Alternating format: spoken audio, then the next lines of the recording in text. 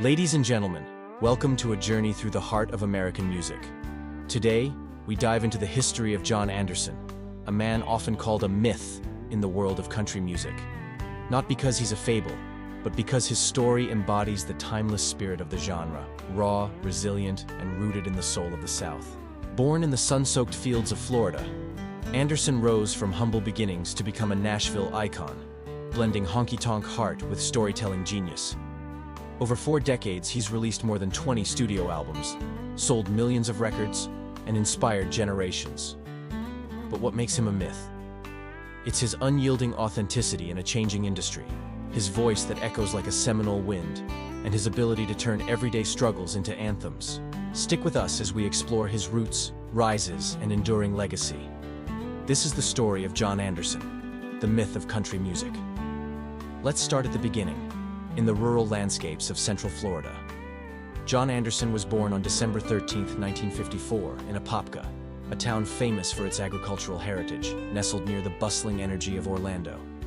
Picture this: wide open fields, the hum of farm machinery, and the simple rhythms of working-class life.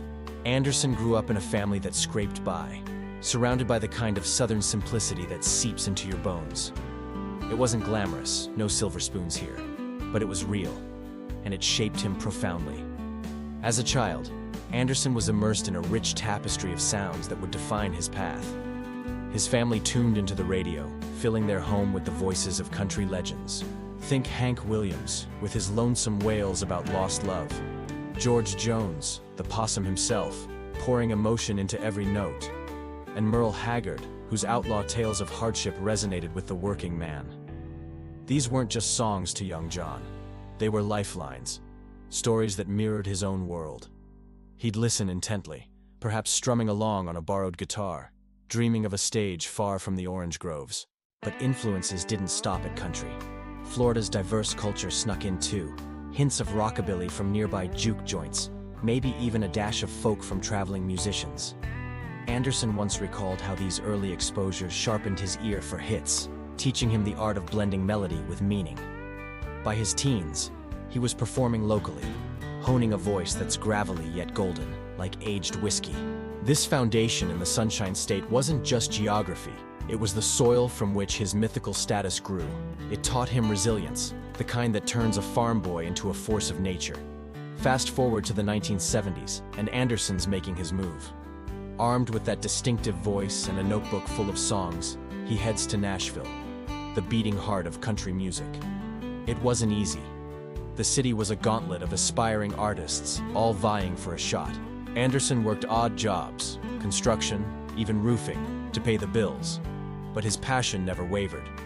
He signed with Warner Brothers Records in 1977, and his debut album, John Anderson, hit shelves in 1980. Tracks like Your Lying Blue Eyes showed promise, blending traditional country with a fresh edge. The real breakthrough came in the early 80s.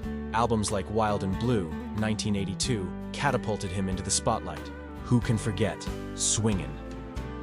That infectious hit, with its playful lyrics about young love and porch swings, topped the charts and became a cultural phenomenon.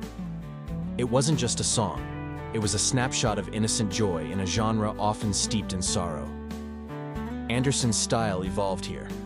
Honky-tonk roots mixed with pop sensibilities, creating something accessible yet authentic. By the mid-80s, he was a chart topper with songs like Black Sheep and Would You Catch a Falling Star. His voice, rough around the edges but full of heart, drew comparisons to his idols while carving out its own niche. He toured relentlessly, building a fan base that appreciated his no-frills approach. And let's not overlook his songwriting prowess. Anderson penned many of his hits, infusing them with personal tales from his Florida upbringing. This era solidified his myth, the underdog who conquered Nashville through sheer talent and tenacity. But innovation was key.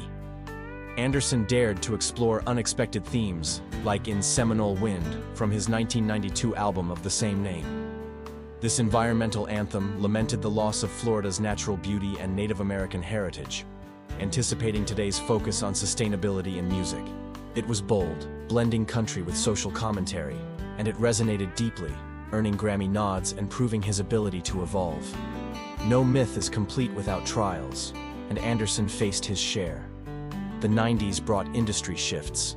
Country went pop with artists like Garth Brooks dominating. Anderson's traditional sound sometimes got overshadowed by flashier productions. Health issues added to the hurdles. He battled vocal cord problems and even a heart attack in the 2000s, limiting his output and forcing pauses in touring. Yet, like the Seminole Wind he sang about, Anderson persisted. He switched labels, experimented with bluegrass influences, and released albums like Easy Money, 2007, that reminded fans of his roots.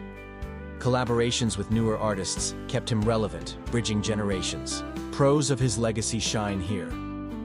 Timeless appeal that influences acts like Chris Stapleton or Sturgill Simpson, and a commitment to authenticity that never sold out. Cons? Well, the occasional eclipse by trends, and those health struggles that curbed his prolific pace. But these challenges only amplified his mythical status, the fighter who rises again. Today, John Anderson's legacy towers over country music. With over 20 studio albums and millions in sales, his songs are staples on classic radio, evoking nostalgia while inspiring fresh talent. Culturally, he represents the genre's myths, the underdog storyteller who preserves honky-tonk traditions amid evolution. Seminole Wind sparked environmental awareness, showing country's potential for deeper messages. His work has aged gracefully in the streaming era, with younger fans discovering hits via playlists. Anderson's influence extends beyond charts. He's a bridge between old-school country and modern Americana.